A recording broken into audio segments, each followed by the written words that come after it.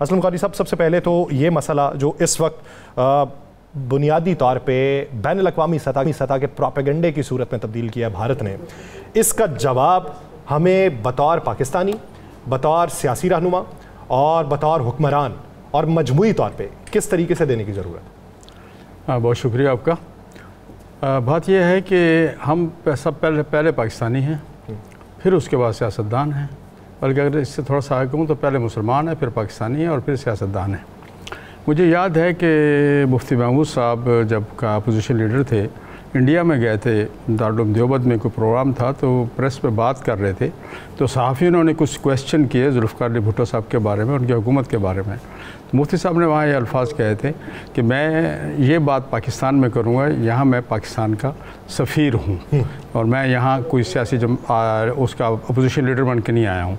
तो बात यह है कि अब जिस वक्त इस तरह के वाक़यात होने चाहिए तो हम सबको बहैसियत पाकिस्तानी बनना चाहिए, हमारी सबकी सोच एक होना चाहिए, हम अपने उन अदारों के दिफा में, उनकी बैक पे हमें खड़ा होना चाहिए और जो पाकिस्तान के दिफा के लिए जो अदारे अपना काम कर रहे हैं, और ऐसे सूरत हाल में पूरी कौम को मुत्तहिद होना चाहिए। हमारे इख्तलाफात अपनी जगह, हर चीज़ अपनी जगह, लेकिन जब वतन है तो सब कुछ है, अगर वतन नहीं है तो कुछ भी नहीं है। तो प्रायोरिटी हमारी वतन और पाकिस्तान और वतन और कौम और हम होने चाहिए। गौरी साहब, आज तहरीक इंसाफ ने प्रेस रिलीज जारी करके बिल्कुल वाज़े कहा है कि हम अपने इदारों के साथ खड़े हैं इस मामले पर, और अगर कोई ऐसी बात होगी तो हम सबसे आगे खड़े होंगे और हम सारे जो है सबसे पहले पाकिस्तान है।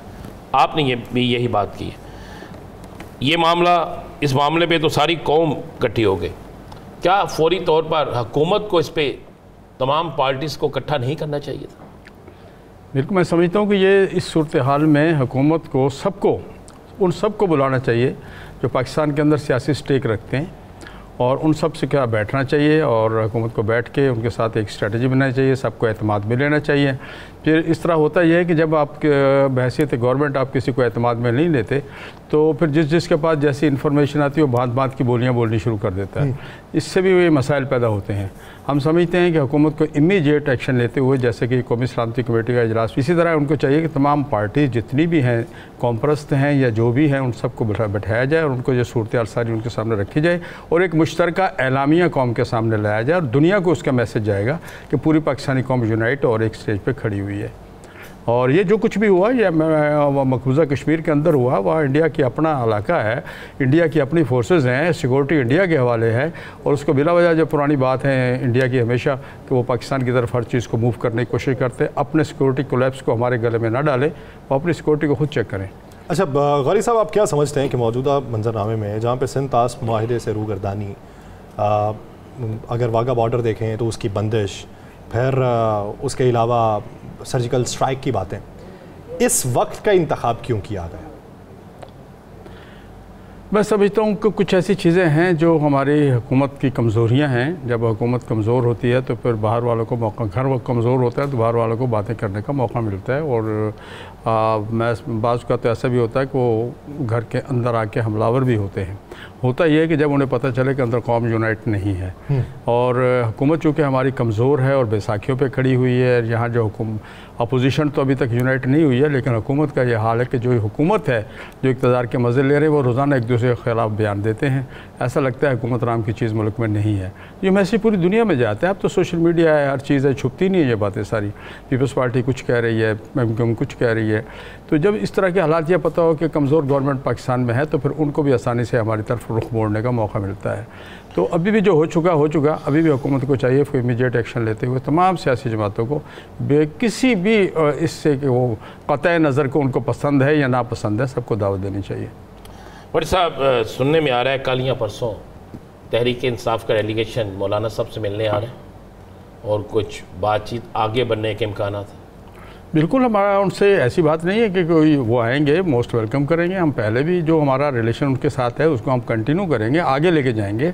हमने फासले बहुत कम किए हैं और हमारी ख्वाहिश है कि जो फासले अभी कुछ रह गए वो भी इस कमी को हम पूरा कर सकें, हम लेके इसको आगे की तरफ बढ़ें। हमने बिल्कुल पीटीआई के साथ कोई राब्ते ख़त्म नहीं किए। पीटीआई के साथ जो हमारी कमेटियाँ बनी हुई हैं वो कमेटियाँ बरकरार है।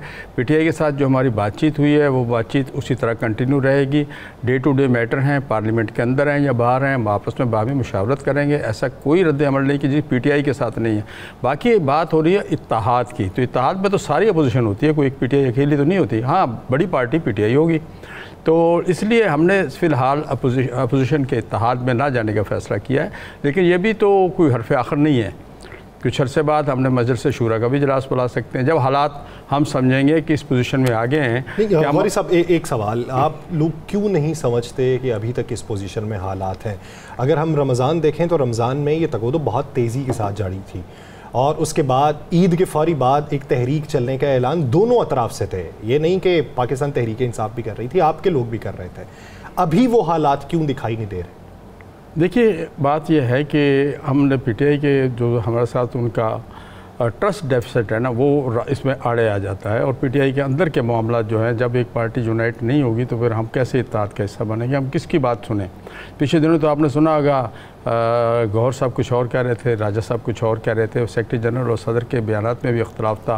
फिर आज़म स्वाति साहब एक ड्रामा करके आ गए, कुरान मजीद हाथ में लेके बैठ गए। तो ये वो सारी सूरत हाल है। चूँकि हमारे यहाँ तो पूरे मुल्क से लोग आते हैं, वो मीडिया को देखते हैं, आपको सुनते हैं, दूसरे मीडिया को सुनते हैं, फिर अपनी ज़हन साजी करते हैं। तो 1500 के करीब अरकान थे, हर किसी ने अपनी अपनी राय दी। लेकिन हमने उसमें ये किया कि फिर उनसे ये कहा, क्योंकि ये साल में एक दफ़ा इजलास होता है, पहली दफ़ा इजलास हमने 6 माह में बुलाया था सिर्फ इस अहम इशू के लिए। लेकिन हमने फिर उसको थोड़ा सा यूँ करेगा कि इस इजलास के अख्तियारात जो हैं इन्होंने अपने तफवीज़ कर दिए मजलिस शूरा और मजलिस आमला को कि हम अब इजलास करें ना करें, जब आप मुझे देखें कि ये टाइम आ गया है, ज़रूरत है इत्तेहाद की और अपोजिशन को इकट्ठे होकर चलना है, आप मजलिस शूरा का इजलास बुला लें, उससे इजाज़त ले लें। मजलिस शूरा और मजलिस आमला का इजलास बुला के उससे इजाज़त ले सकते हैं। तो मैं समझे दरवाज़े बंद नहीं हुए। ये तासर देना कि जी बिल्कुल सब कुछ ख़त्म हो गया, ऐसा कुछ नहीं है। और हम जो जहाँ खड़े थे उससे आगे बढ़ेंगे इंशाअल्लाह। कल आप क्या देख रहे हैं, कल मीटिंग होगी या परसों? अभी तक मेरे इल्म में ऐसा नहीं है कि वो कब आ रहे हैं मिलने के लिए। असद कैसर साहब पाकिस्तान से बाहर थे, उनका ट्वीट ज़रूर मैसेज आ गया था। उनका एक मैसेज आया था कामरान साहब को, मुझे उन्होंने कामरान साहब ने बताया था कि मेरे पास उनका मैसेज आया 2 दिन पहले। तो उनसे ये कहा गया था कि आप आ जाएँ। फिर मौलाना साहब भी आ जाएँ। मौलाना साहब रात इस्लामाबाद पहुँचे का लाहौर से, तो उनसे कहा था कि आप आ जाएँ, फिर बैठ के इस पर बात कर लेते हैं। तो कोई इशू नहीं है हमारे अंदर। देखिए, मैं इस वक्त भी वही बात करूँगा कि हम ऐसे नहीं है कि हम कहते हैं कि हम पीटीआई के साथ चलना नहीं चाहते, हम चलना चाहते हैं। लेकिन हमें ये तो पता हो कि किसके साथ चलना है, सामने कौन है, किसकी बात का वज़न है और किस तरह से है। आप देखिए ना, कौमी सलामती कमेटी के पिछले इजलास में रात 1 बजे तक ये हज़रात हमारे राब्ते में थे और फरमा रहे थे कि जी सुबह चलेंगे, और सुबह हमें मीडिया से पता चला कि नहीं जा रहे। कम से कम हमें एतमाद में ले लेते, नहीं लेना था इतना तो बताते कि हम नहीं जा रहे इजलास में। तो इस तरह की बहुत सी चीज़ें हैं जो फिर वहाँ काउंटर होती हैं इजलासों में जब बात होती है। तो चूँकि एक तो खला हमारे दरमियान में 11, 12, 14 साल का बहुत बड़ा है, तो फिर वो जब इस तरह की बात सामने आती है तो वो उस खला की तरफ फिर चली जाती है, जिसको हमने बहुत मेहनत के साथ कम किया है। और मैं समझता हूँ इंशाल्लाह इसको मज़ीद आगे ले जाएंगे। हमारा एक बात मैं और बताऊँ, हमारे ये बात हुई, मौलाना साहब ने भी की, इजलास में भी बात हुई है कि हमारी पीपल्स पार्टी के साथ सियासी इख्तलाफ हैं, हमारे नून के साथ सियासी इख्तलाफ हैं, दीगर पार्टियों के सियासी इख्तलाफ हैं, लेकिन वो स्टेज नहीं है जो स्टेज हमारा और पीटीआई का था। हम इस इख्तलाफ को, इनके साथ भी सियासी इख्तलाफ को उसी स्टेज पर लाना चाहते हैं जिस स्टेज पे वो है। अब देखिए, परसों जमात इस्लामी के प्रोफेसर खुर्शीद साहब का इंतकाल हुआ, मौलाना साहब ताज़ियत के लिए तशरीफ़ ले गए। तो एक ताल्लुक़ होता है ना कुछ चीज़, तो हमने उसको आगे लाए हैं और इंशाल्लाह आगे जाएंगे और इस मामले को आगे लेके बढ़ेंगे इंशाल्लाह।